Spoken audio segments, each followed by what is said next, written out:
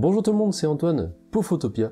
Je vous souhaite tout d'abord un très joyeux Noël et un très bon nouvel an pour tous ceux qui peuvent le passer correctement avec leurs proches tout en respectant les gestes barrières, vous le savez bien. Aujourd'hui, on reprend les vidéos après quelques temps. On va parler d'un sujet qui me fâche du plus haut point, que j'entends absolument partout, et je vais particulièrement m'adresser aujourd'hui aux très débutants ou aux personnes même qui ne s'y connaissent pas du tout à la photo, pour vous orienter un petit peu dans vos choix et pour ne pas faire les erreurs de débutants lorsque vous voulez prendre un appareil photo, que ce soit pour un enfant ou quelqu'un qui s'y connaît un peu plus, pour éviter de faire des erreurs de débutants en achetant quelque chose qui pourrait ne pas convenir à la personne en question. Bien sûr, je vous inviterai aussi à aller voir les autres vidéos que j'ai fait qui vont apparaître juste ici, qui permettent de vous orienter sur vos choix de caméra pour votre utilisation. C'est très important de le voir comme ça et pas simplement qu'avec des numéros techniques un petit peu partout. Et bien sûr, je vous invite aussi à vous abonner et à aimer la vidéo seulement à la fin de la vidéo et à mettre en commentaire si jamais aussi vous avez d'autres petits conseils qui pourraient aider les personnes qui regardent cette vidéo. Ce n'est pas la taille qui compte. Avec ce titre aux allures aguicheurs, je veux en venir quelque part et on va parler de 3 petits points très importants. On va voir et on va parler dans un premier temps du point qui me fâche le plus en photo. C'est la représentation même de la forme qui prend le dessus sur le fond.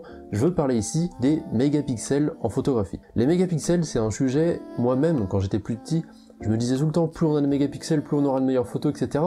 Dans un sens, oui, mais pas toujours. Effectivement, plus vous en aurez, plus la qualité sera meilleure. Pourquoi? Simplement parce que ça va vous permettre d'avoir une image très détaillée et une image dans laquelle vous pourrez zoomer énormément sans perdre de qualité. Mais est-ce que ça c'est vraiment utile en soi?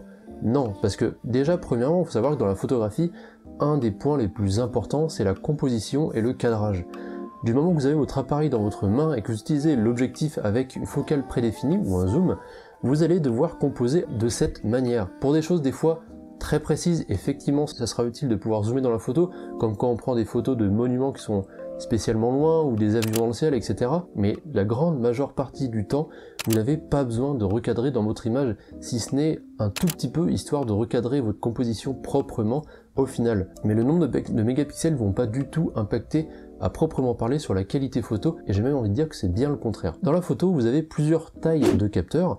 On a par exemple les capteurs qui sont sur les téléphones portables qui vont être vraiment tout petits, donc très clairement c'est des capteurs qui font à peu près cette taille là, et ensuite vous allez avoir des capteurs sur des réflexes, un des points qu'on va aborder un petit peu après, qui vont être de plus en plus gros. Et plus le capteur est gros, plus les pixels à l'intérieur auront la place de pouvoir capturer de la lumière proprement. C'est assez facile à se rendre compte en fait, il faut imaginer que pour un capteur de même taille, imaginons que vous avez 24 mégapixels, ce qui est actuellement le nombre de mégapixels que j'ai sur ma caméra, et qui suffit très largement, et imaginons donc que j'ai ces 24 mégapixels, mais dans un capteur APS-C, donc qui est encore plus petit que ma caméra actuelle.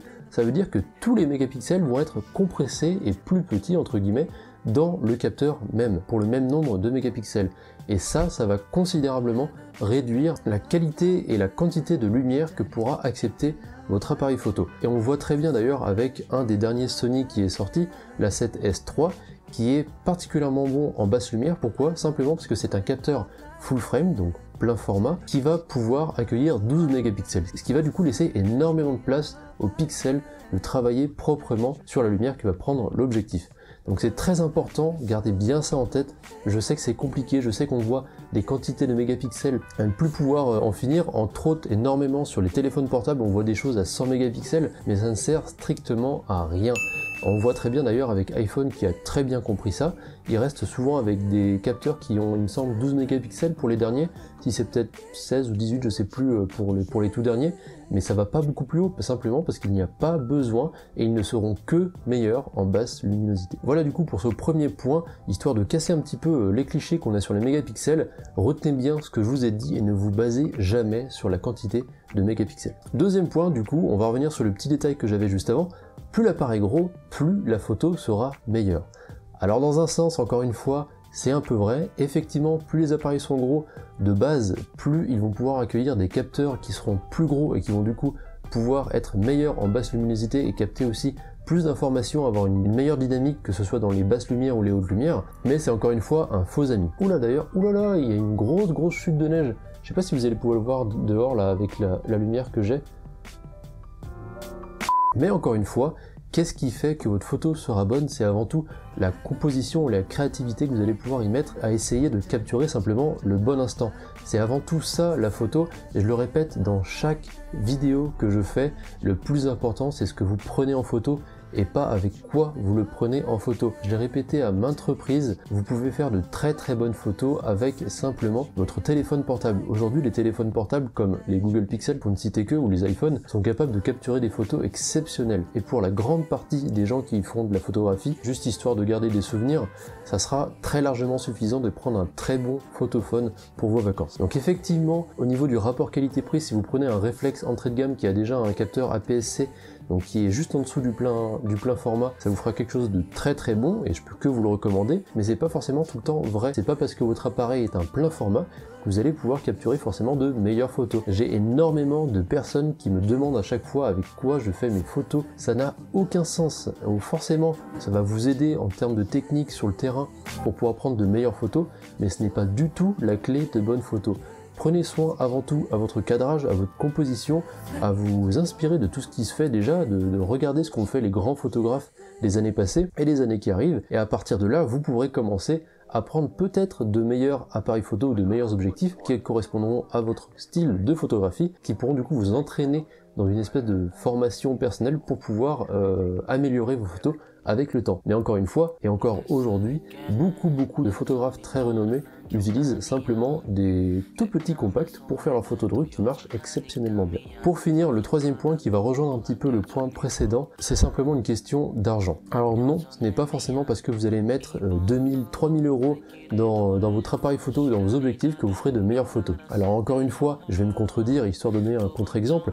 Forcément, si vous faites de la photo animalière par exemple, il va vous falloir un objectif avec une focale de 600 mm pour pouvoir prendre des petits oiseaux au loin, etc.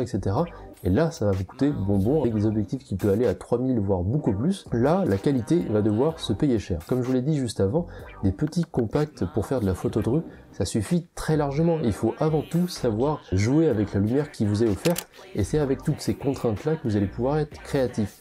Et si vous vous donnez tous les outils, tous les zooms possibles au tout début quand vous commencez la photo, forcément ça va restreindre énormément votre créativité, et si vous allez juste vous laisser aller avec un appareil qui va tout faire à votre place sans que vous chercherez à comprendre pourquoi et comment se fait une belle photo. C'est pour ça aussi que je conseille très fortement les focales fixes qui sont des très bons rapports qualité-prix et qui pourront du coup vous permettre d'avoir de très belles photos aussi, mais avec des petits budgets. Comme moi, le 50 mm avec quoi j'ai commencé, comme beaucoup de photographes ont commencé, il m'a coûté un petit peu moins de 150 € et je l'ai depuis des années, il m'a toujours très bien servi et c'est un très bon outil pour commencer. D'ailleurs, je vous renvoie sur la petite vidéo que j'ai fait ici en parlant du 50 mm, en vous disant pourquoi cet objectif est parfait pour pouvoir commencer la photo. On va pas tourner autour du pot, je pense que vous l'aurez compris, vous aurez compris ma démarche ici. Ce n'est pas forcément la taille qui compte et ça vaut très bien pour la photographie. Pensez-y en tout cas, réfléchissez à tout ça. Avant tout, la photographie, c'est le fait de prendre un instantané et pas simplement de calculer le nombre de mégapixels ou l'hyperfocale que vous pouvez avoir sur votre paysage.